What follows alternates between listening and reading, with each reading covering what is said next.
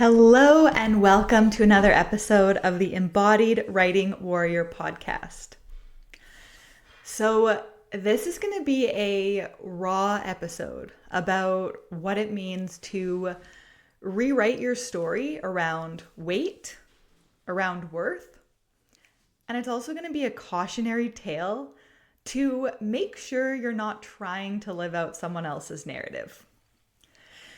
We're going to start by revisiting the body positivity and the diet culture double bind and how this can keep us in a paralyzing lose-lose situation. I'm also going to share the results of my personal 7-week scale-free journey and my top 4 lessons from this experiment. I talked about my reasons for taking on this challenge way back in episode 196. So I'll link that in the episode description if you're interested. But for those who didn't listen, I'll just say that this is the first time in decades that I have gone more than 30 days without a single weigh-in. For the most part, I've been a daily weigh-in person with maybe a couple breaks, but I wanted to challenge myself to see if I could let the scale go for a prolonged period of time and what would happen. And then I'm going to share my process for rewriting old scripts that leave you equating weight with worth, feeling like you have to choose between loving your body and wanting to change it, as well as letting go of the belief that anybody else knows you better than you.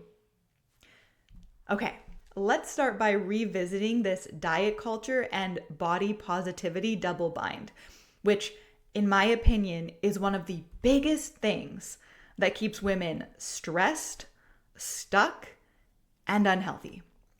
It's basically this lose-lose situation when you're looking at it from these two binary camps. So you have diet culture camp, which is founded on ideas like there's an ideal weight and size for everyone. Thin is always better. You should strive for the perfect body and the perfect diet. If you aren't size X, then you're a willpower weakling. Your worth is tied to how your body looks. Health equals weight loss every single time. No nuance, no exceptions.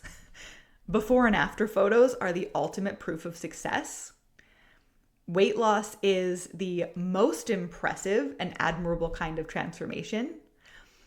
And being obsessed with food, body, and control is just being healthy. So this camp is going to keep people stuck in shame-fueled strategies, perfectionism, all or nothing behaviors, and comparisonitis. When you're in this camp, it feels pretty gross to do the Sunday healthy grocery shop so you can start again on Monday. And also, there's probably donuts in the shopping cart. And you're going to eat them all in one day so they're out of the house before you start being good again at the beginning of a new week. That is diet culture through and through. Now, what about the body positivity camp? Let me start by saying that this camp has done some beautiful things and brought a much needed alternative voice to that toxic diet culture. But it can be taken to an extreme when you encounter messages like, if you want a smaller body, you must automatically hate yourself. If you're making changes to your workouts or nutrition, it better just be for the sake of health, not because you want to be smaller. You don't love your body if you want to change it. You don't value yourself as you are now if you want to make improvements to your physique.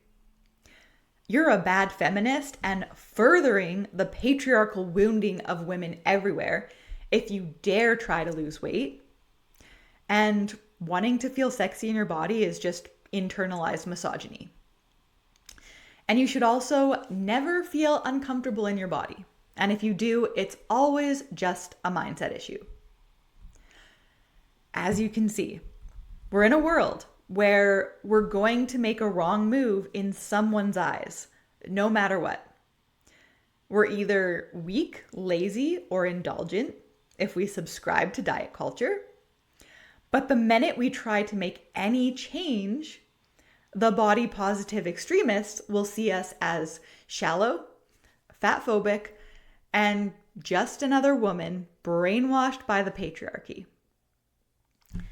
I wanted to share this at the beginning of the episode to remind you that these are only 2 stories.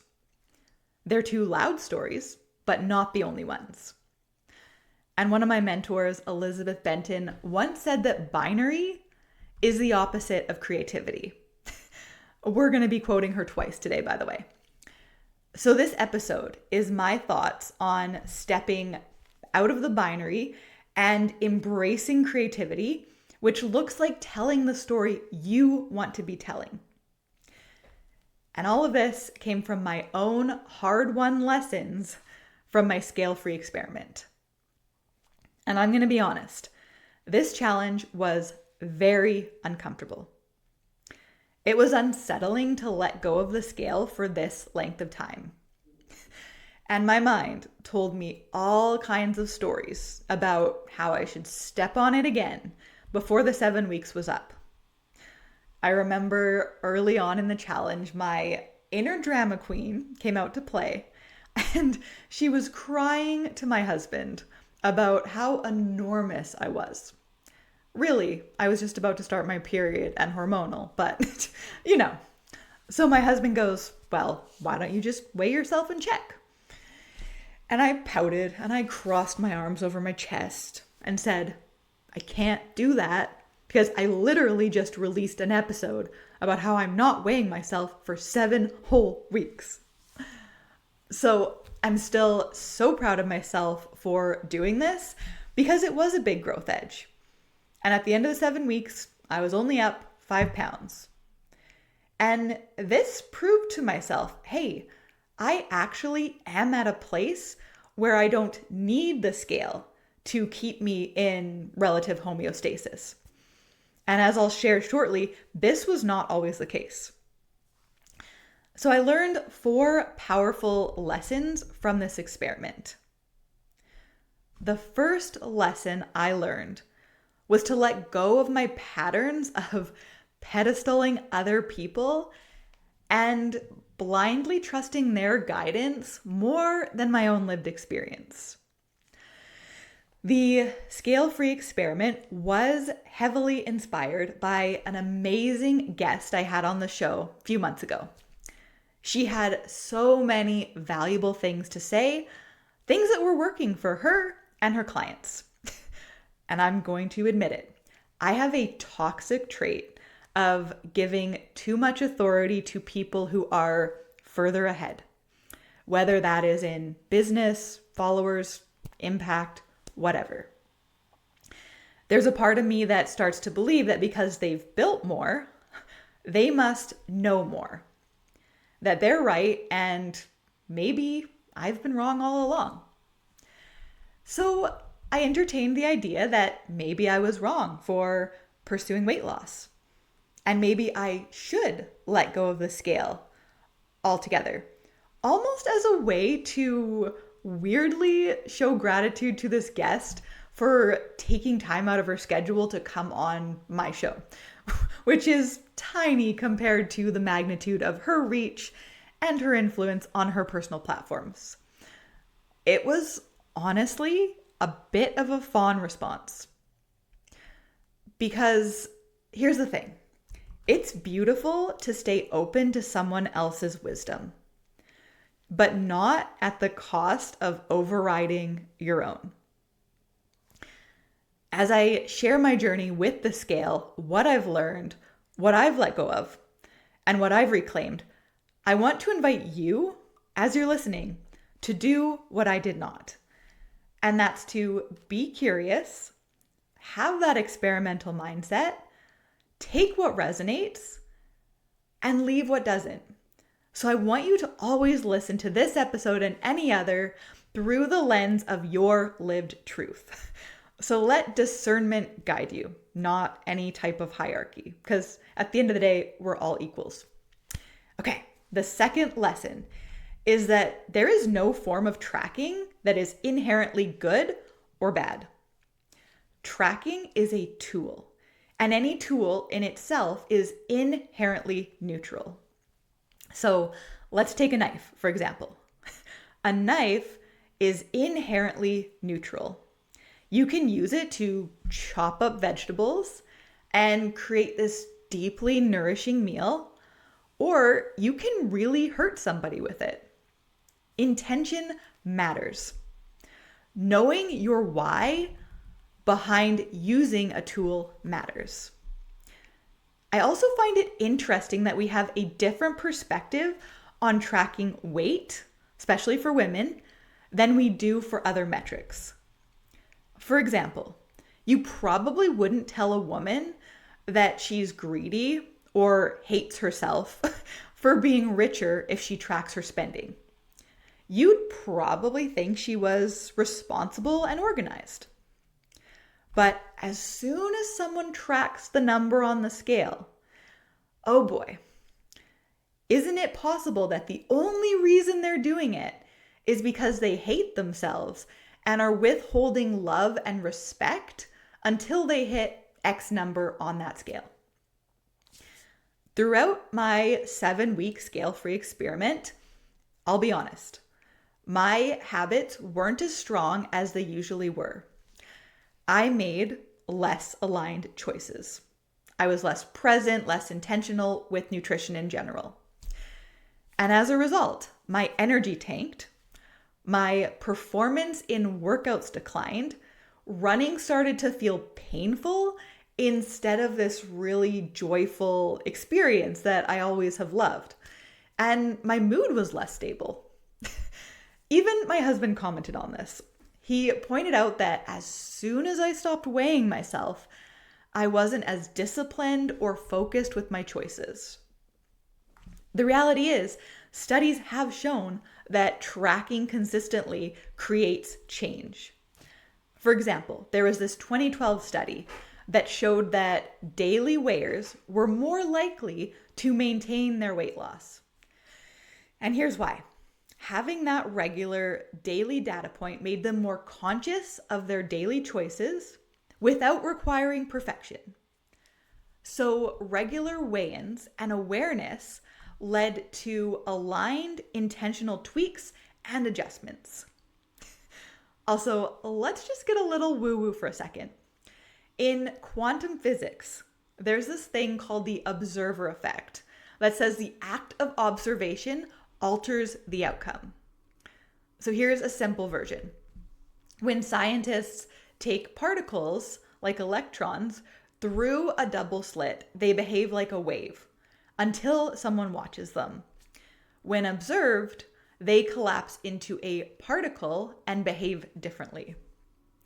And at the end of the day, we are all just energy. So the takeaway here is that just by witnessing something, you change it.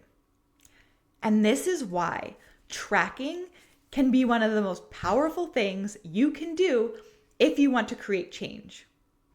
It's why when I keep a spending log and track our net worth on a monthly basis, our finances always improve. And my husband and I have both noticed that when we're weighing daily, we're quicker to bounce back from an overly indulgent weekend. But again, the intention behind the tracking matters. You want to ask yourself, is this coming from a place of self-worth or self-punishment? I had to reflect deeply on my own reasons for weighing myself and even what a pursuit of potential weight loss means to me. And this is my story, my reality. It is not everyone's. So again, please listen with discernment. I have enough data to know that for myself, lower weight means I'm taking good care of myself because I love myself. There's a balance and a consistency and a stability to my habits that actually feels really good. It also means I'm keeping the promises I make to myself around food, which is building self-trust. And self-trust is one of the most important skills I'm building in my life right now, if not the most important. And because food has always been the biggest place I've eroded self-trust, this is everything. I have struggled with food since the age of 6. So if I can build self-trust in this arena, I trust that I can build it anywhere. And that is super empowering. Here's what else it means. It's also a sign that I'm building emotional stamina by turning to non-food related ways of coping. So dance, journaling with the divine daddies, meditation, breath work, somatic practices. This is not about me hating myself until I see a smaller number. It's about being the woman who shows up from a place of integrity, self-respect, who's in the pursuit of her own potential, because that's fun and exciting, not shameful or punishing. All right, and lesson number 3. This is a big one. If you want to rewire yourself for unconditional self-worth, regardless of numbers, you can't avoid the numbers. I'm going to be honest again. One other deeper reason I stopped weighing myself a few months ago was because I was frustrated about my weight plateauing when I was doing all the right things. The math wasn't mathing. And I'm actually going to dive deeper into this in next week's episode, which is going to be so powerful. So I thought I could avoid the feelings by going 7 weeks without weighing in. But I should have known better. 2021 Kayla knew better. I'm going to share something I wrote in my book, Your Body is Not a Weapon. And I wrote this about 4 years ago. I don't talk about this book often, but you can check it out if you're interested.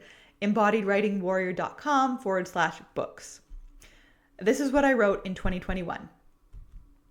Some people recommend you avoid the scale altogether because it can create an unhealthy relationship with your body and make you feel like your self-worth is dependent on the number you see on the scale. My most recent counselor lived in this third camp. To her credit, her specialty was working with women who had extremely unhealthy relationships with food. By the time I showed up in her office, I had done a lot of work around body image, my weight, and my self-worth. My biggest remaining challenge was using binge eating as a coping mechanism. This therapist gave me tools to manage my emotions without needing to binge eat, and I will always be forever grateful to her for that. And I also believe her advice to stop weighing myself altogether did not serve me. She claimed that weighing myself was a way I was trying to control my weight. It was. She said I should never weigh myself because it wasn't necessary. At the time, I was struggling with many different emotional issues. I just had a falling out with my best friend of 14 years, and I was still trying to fight off my growing feelings for someone who was not my fiance and felt off limit in so many ways. When I stopped weighing myself, it was an additional stressor on top of all of these other challenges. While weighing myself was a way I kept my eating habits in check and stayed in control, I personally don't believe this was a bad thing. Control is relative, and you can have a healthy amount of control and an unhealthy amount of control. I dutifully stopped weighing myself for about 3 weeks. I spent that period crumbling under the additional pressure of losing what felt like a security blanket. I also spent that period eating everything and anything under the sun because I had no immediate feedback for how my choices were affecting my body. By the time I weighed in again, I had gained about 10 to 12 pounds. I realized that there was being coachable, and then there was doing things that created a negative impact. Around that same time, I continued to be told by this counselor that the scale was bad or unnecessary, and it was going to make my binge eating habits worse. The thing was, I found not weighing myself was what really seemed to make my binge eating worse during that time. Elizabeth Benton once said something that has always stuck with me. Avoidance isn't refuge. And it felt like avoidance every time I avoided looking at the number on the scale. It also wasn't refuge because whether I looked at the number or not, I was still gaining weight from nights of binge eating. The truth was, it wasn't like I ever intended to eliminate the scale from my life forever. Usually I would set an intention to get my eating habits back on track and then step on the scale when I would most likely have a good number. Then I would delay diving back in and making the healthy changes necessary to my eating habits day after day after day. In my own experience, one of the biggest things that helps me out of a binge eating hole was stepping back on the scale, acknowledging the number, whatever it was, and moving forward to make some changes. Since that time in 2019, I have experimented with letting go of regular weigh-ins a few times, and the results have always been the same. The funny thing is, I never have the desire to let go of the scale when I'm taking great care of my body and spirit. The decision to stop weighing myself has almost always been made during a rough patch when I'm struggling. So I realized something in 2019. Just like every woman's relationship with food and their bodies is unique, so too is their relationship with the scale. I also believe, to a large degree, that we get to decide what kind of relationship with the scale we have. I did not want to be someone who chose not to weigh themselves because they were hiding from reality. But I also didn't want to be someone who let the mood they were in for the day be determined by a number they saw on the scale first thing in the morning. I wanted to be someone who had a curious, non-judgmental relationship to the number I saw. I wanted to be able to look at any number without drama, without making it mean something about how good or bad I was. I simply wanted to be able to look at the number, acknowledge it, see if there was anywhere I might want to make changes, and move forward with my day. And the only way I knew how to build this skill in my own life was to put repetitions in over time. For me, that looks like a weigh-in every morning, regardless of how the night went before. If I had some pizza with my boyfriend, I still weighed in the next day. For me, it's a red flag when I stop weighing myself. It's a sign I'm checking out on my body and my goals. My weigh-in has become as natural and non-dramatic as brushing my teeth. It's part of how I pay attention to my body and adjust my choices when necessary. I also don't let the number on the scale be my only measure of progress. Keeping a habit tracker and ensuring I'm staying consistent in my key habits is far more important than any number.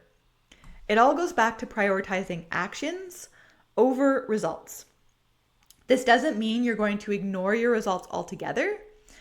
They're just going to be secondary to where your attention goes. Everyone's relationship with the scale is highly personal. This is what works for me, and I'm not suggesting everyone do this. However, I am encouraging you to think about how it goes when you're weighing yourself regularly versus when you aren't. Then start to think about the relationship you want to have with the scale. Do you want to stop being afraid of the number you see? Do you want to stop feeling sick when you think about weighing yourself? We are always going to be our own best authority. We get to create the relationship we want with everything. Our food, our bodies, our sexuality, and even the bathroom scale. It's a matter of deciding how you want to be, figuring out what needs to be done to get there, and taking consistent action over time. All right, so I knew that in 2021, and I still decided to do a 7-week scale-free experiment. Again, I forgot the wisdom from my own lived experience. And the adorably cosmic joke is now I'm in that same place. I'm also experiencing the same interesting experience where the math is not mathing, with stagnation on the scale, when in any other season, this probably wouldn't be happening. And what's also interesting is that now, in the past few weeks, I've had a few admittedly more dramatic weigh-ins. There's been frustration, there's been confusion, and I have to wonder if part of that is taking those 7 weeks off and losing that neutrality I had built over time. So, I guess I was always meant to learn this lesson. I was always meant to get even better at detaching my worth from numbers on an even deeper level.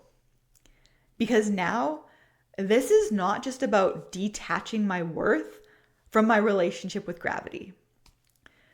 Now, it's about detaching my worth from being the woman who could once easily and effortlessly shift said relationship with gravity. It has been humbling, but I also know it's incredibly important growth. Because on the rare occasion this has happened in the past, and we're talking maybe 4 days in a row, not 12 plus like it has been this time, I would get butthurt. I would have the F it moment. I would go eat all the things to feel better because it wasn't working anyways. So this season is an opportunity to become someone who shows up because self-trust and integrity matter more than the result. This is a chance to still have faith when it looks like nothing is working. It looks like showing up for myself anyways, because it's more about the person I want to become than the pace of progress, or even if there's visible progress at all. And this is the fourth lesson, is getting really clear on navigating this season. So this is how I'm navigating it. I am feeling the real emotions present. I'm grieving that what used to work isn't working at this point. I'm also grieving the momentum and the identity of someone who makes progress. And even the belief that if I just do the work, the results will show up. So I have ugly cried a few moments out of sheer frustration. I've had the sacred tantrums, and I've been dancing every morning to release those emotions. Because here's the important thing. These emotions aren't just from right now. They're from every time I didn't feel the emotions around this wound and ate instead.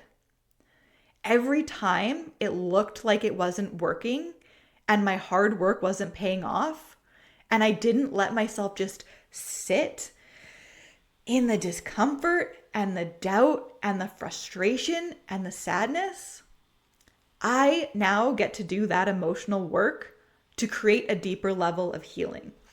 And this is something I want you to think about on your own personal growth and your spiritual growth journey, especially when you're in a season where results aren't showing up the way that you hope or expect them to, and you're feeling a lot of emotions and they feel really intense and even overwhelming at times.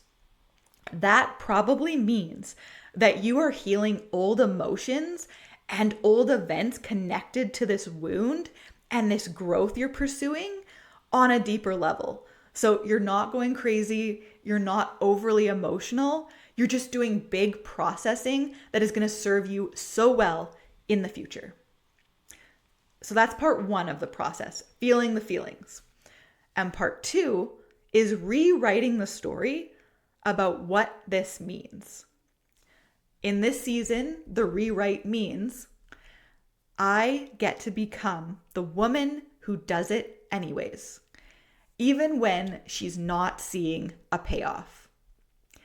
I get to be the woman who still has faith and keeps going when it looks like nothing's working. I am being given the biggest opportunity for building self-trust and integrity and patience that I've ever been given. And sometimes it still sucks. Sometimes I wish I saw more progress. I get to feel those feelings and then tell the new stories instead, for as long as I need to keep telling them until they become the new reality. And as I've mentioned, everyone's relationship with the scale, with numbers, is highly personal. But I would encourage you to reflect on these journal prompts, which you can always find at embodiedwritingwarrior.com/podcast. Number one, what has my own lived experience taught me about tracking and my relationship with numbers? Number two, what story do I want to tell about my pursuit of health and weight loss, if that's a goal? What is my truth? And number three, what are my values and how can I infuse these values into my why for tracking, if I choose to track? And number four, how can tracking certain metrics, as decided by you, of course, actually heal a sticky, problematic relationship between those numbers and self-worth? This is how you get out of math class and into erotic storytelling 301. And it's my loving reminder to you that you are so much more than a number. And also, you're not a bad feminist or shallow if you choose to track certain numbers. And if this stirred something in you and you are ready to rewrite your version of health, of body confidence and self-worth, and you're ready to stop trying to fix yourself and start truly nourishing yourself with Turn On, with your truth, not someone else's, and the kind of power that you've been caging for way too long, then Eat Your Desire was made for you. This is my 12-week private immersion for the bold, creative, wild-hearted woman who's ready to heal her relationship with food, with her body, and her expression, not by playing nice, but by playing with her own damn fire. So in this container, you are going to get one-on-one coaching, somatic work, super conscious healing sessions, voice note access. You also get my full Food Freedom Fantasy program, which is literally the best thing I've ever created. You get the course portal and access to any live rounds I run in the future. You get dance alchemy practices and, oh my goodness, so much more. You will not be the same woman at the end of the 12 weeks because together we're going to rewrite your entire story. So I will include the link for a complimentary call to adventure session if that speaks to you. And as always, thank you for being here. And until next time, take care.